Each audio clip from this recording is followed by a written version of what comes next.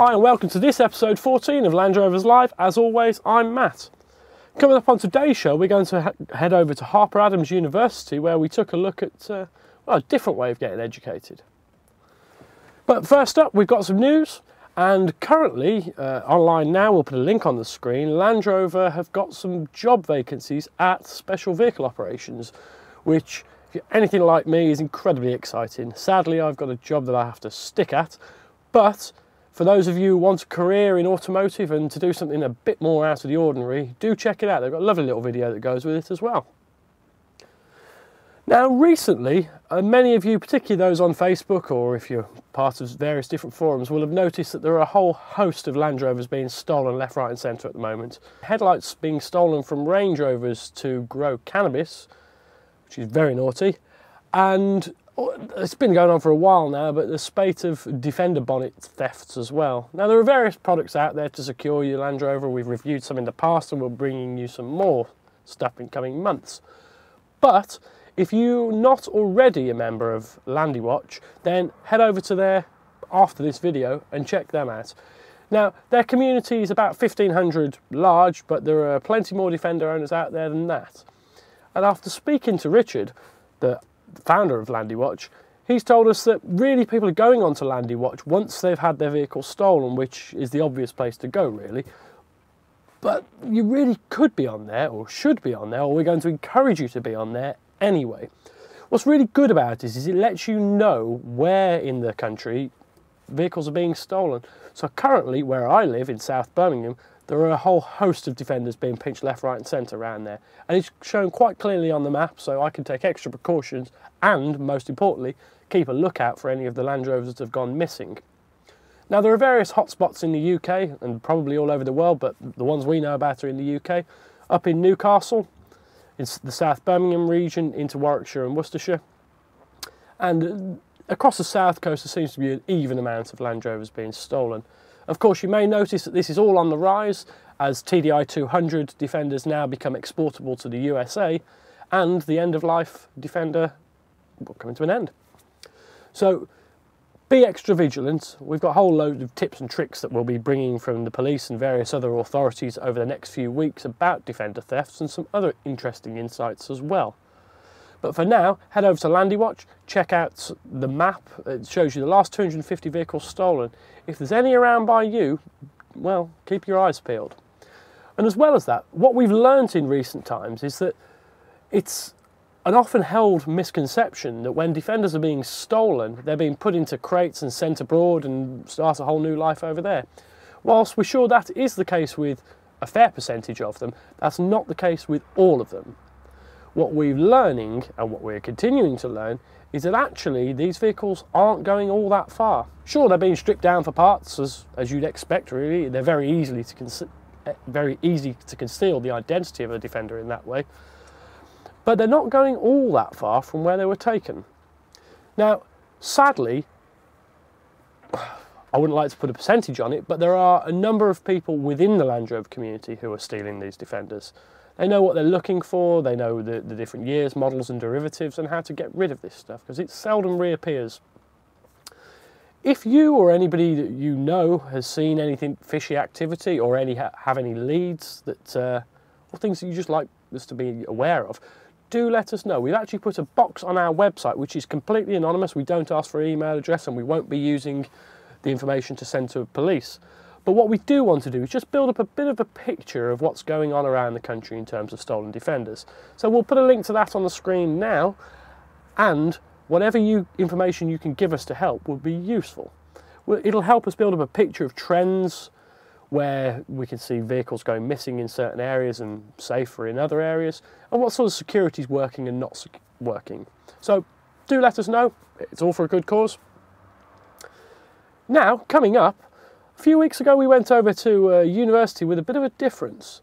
This university is an agricultural university, so it's all about tractors and sheep and all sorts of other things like that. As well as that, they have an off-road course and an actual off-road course as well. We've evolved a lot from where we came from originally. Historically, Harper Adams is an agricultural college. Hasn't been an agricultural college for more than 20 years now, and we have full university status. We have our own degree awarding powers. The guys, certainly on the engineering courses, work very hard. They don't have a lot of time for cider drinking. And I thought that's the university for me, because there was an off-road club. Well, I looked around a lot about the universities, and the thing I liked about Harper was the mix between the theoretical knowledge that you gain here, mixed in with the practical application of it. That we're actually doing real-world applications of our theory.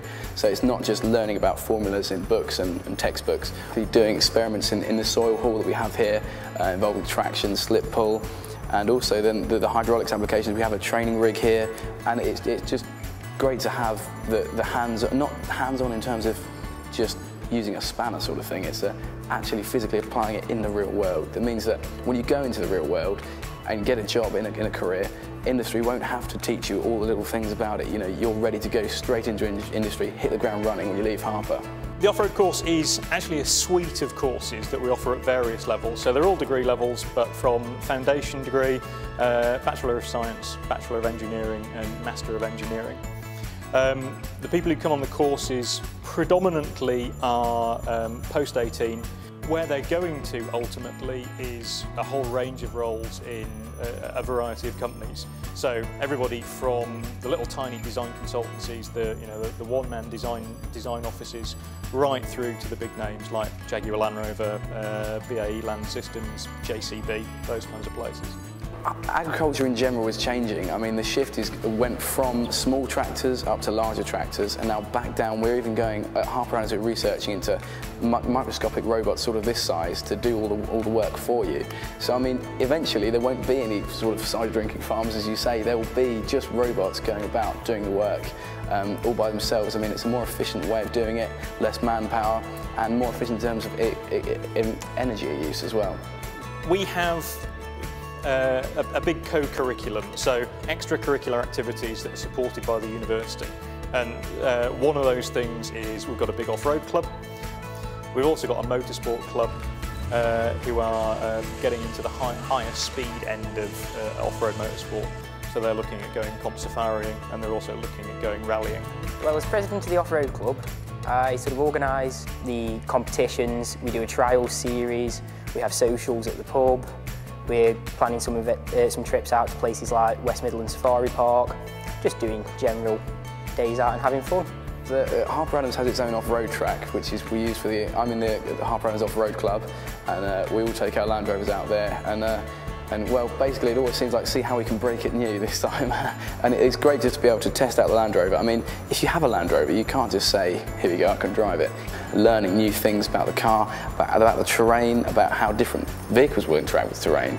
It gets used a lot for teaching purposes as well, and then we can have it sort of whenever we want, as long as we ask first.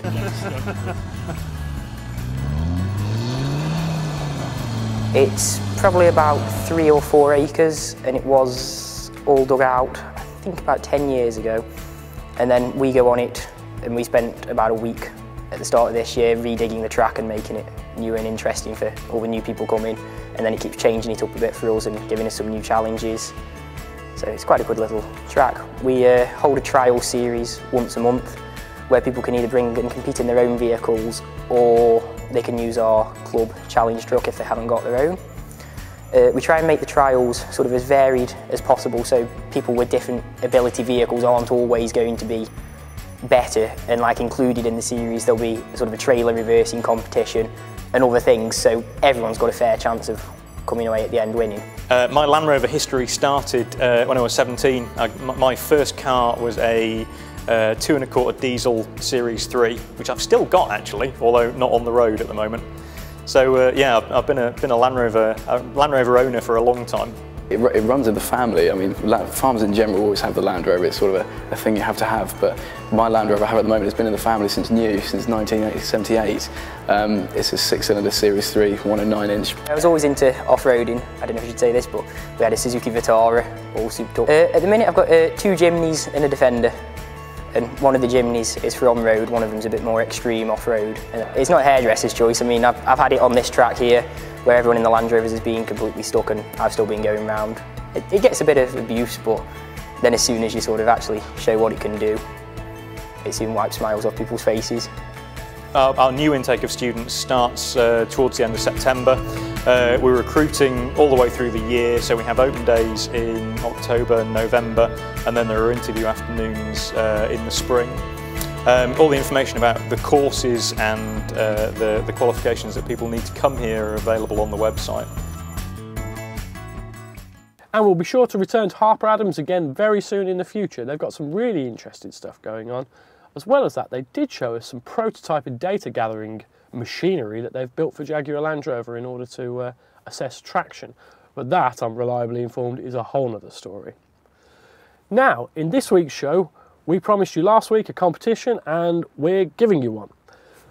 This week we're giving away the most stuff we've ever given away before, and we'll put a list of it on the screen. So first up, we've got a T-Max high lift jack, 2 Bearmach t-shirts, mud curry hucks, a Masai wheel step, 1 Land Rover calendar, an LI upholstery bag, Anevay frontier stove, some Craftsman Tools, 1948 original equipment mugs, a remote control Range Rover Evoque, and a wheel clamp suitable for any trailer, providing you've got small wheels.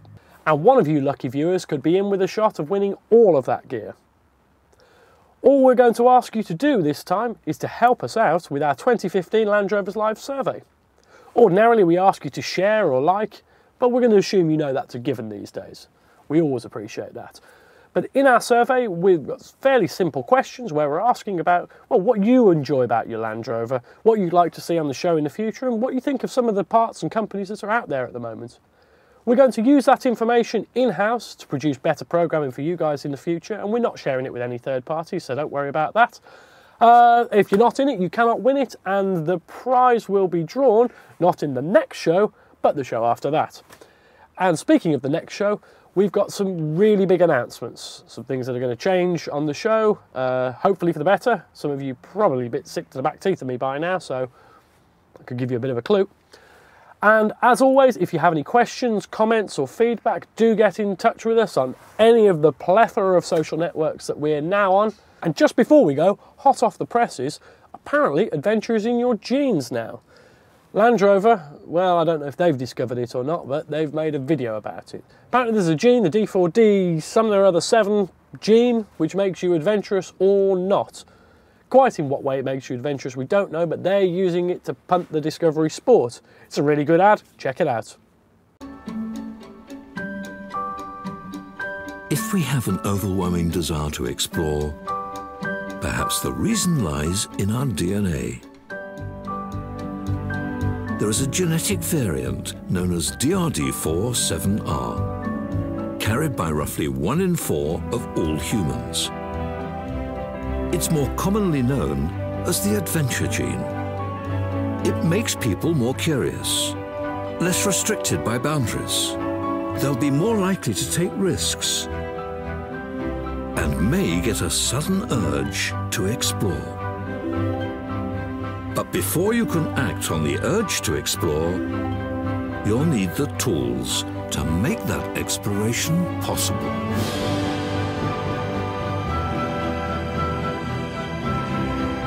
New Discovery Sport.